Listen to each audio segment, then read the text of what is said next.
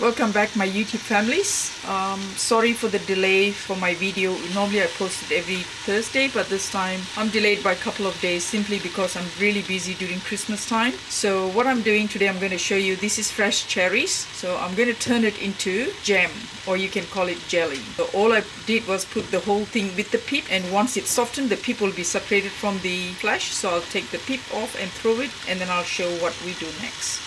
I hope you enjoy this video. As you can see, it started cooking and the color has changed from dark purple to deep red, I would say. So keep stirring.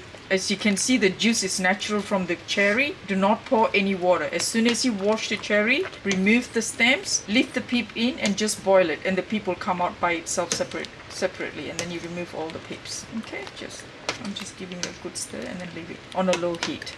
You can see now it's almost softened. And I'm going to cook it a little bit further until the liquid is thickened. And I'm going to add some diced dates. You can add grape juice, apple juice, and I'm going to add about 2/3 of a cup of squeezed lemon juice, or you can just use normal bottled lemon juice, that's fine too. And there's no sugar added in this. Okay, as you can see here, I've got the blueberries cooked. Sorry, it's not blueberry, it's cherries, my bad. So cherries is cooked with the pips. So I'm going to remove the pip in a bit, and I'm also going to add pitted dates.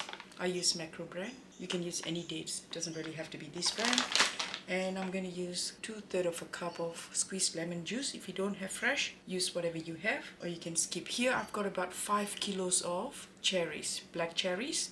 You cook it until it's softened and the liquid is reduced. I don't really use measurement, but I'm going to roughly tell you what it requires because you can't go wrong with these. And the reason I don't add sugar is let's stay healthy this Christmas. Merry Christmas to all. And yes, I've been a bit busy organizing for Christmas, painting the house and putting new curtains, so that's taken a lot of time, but I didn't forget all of you. Okay, and I'm going to dice the dates.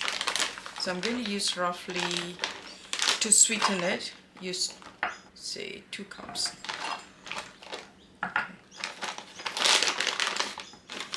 It's really up to you. If you want more sweeter, you add more dates. Okay, I'm just going to add 2 cups and lemon juice. So we're going to dice this, and I'll show you how to remove the pips.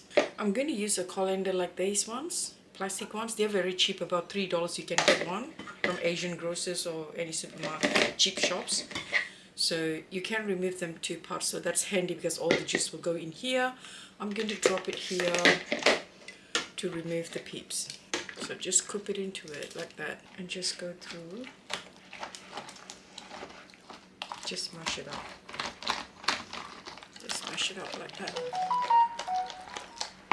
So this is how it looks. All the pips are here, but you can see there's a lot of juice is still stuck to the pips, so it's never going to go waste. What I'm going to do is pour more water in a separate pot and make it into a juice. So it will be black cherry juice, and it's really good.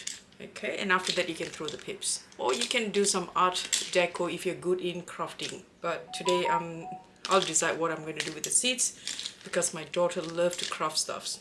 And you can see this is how it looks. So you're going to keep that in a different container until everything is done. As you can see, I've removed all the pips and set that aside.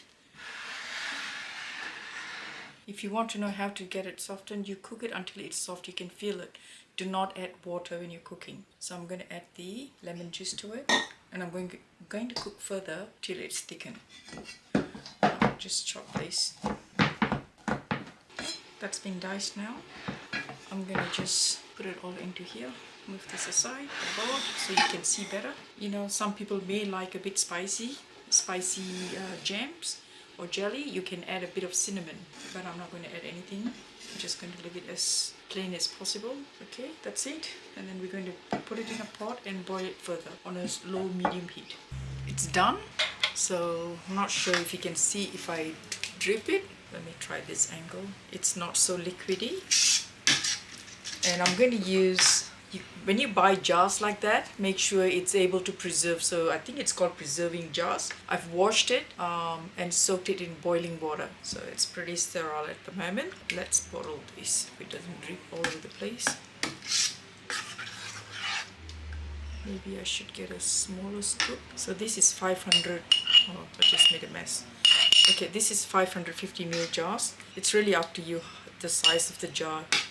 It's still very hot, so I'm going to, before I seal, I'm going to let it cool down to room temperature, otherwise it'll start sweating. It's ready, it's in the jar. I have to cool it down before I put the lids on and might decorate with some Christmas decorations. Thanks for watching. I hope you like this video. If you do like, don't forget to hit the subscribe button and like. Thank you for watching. Merry Christmas to all. I'll bring you more videos, Christmas cookies before Christmas. So I'll do a few more videos, then I might take a short break. So if you're going to preserve the jelly or jam for longer, then you have to boil once you have sealed the jar. So to do that, you don't wait till cool it to room temperature. You put the lid on when it's still hot. I put in 3/4, like towards the rim, the water, hot water, and let it boil, and then top up more water above the lid.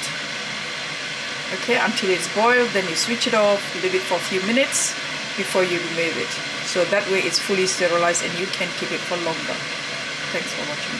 I've just removed one jar from the hot water. So what you do is, the lid sometimes comes a bit loose and you pop this on the top, press it in. There you go. So that means it's sealed. Okay, and tighten it if you need it. And set aside. Let's do a Christmas theme.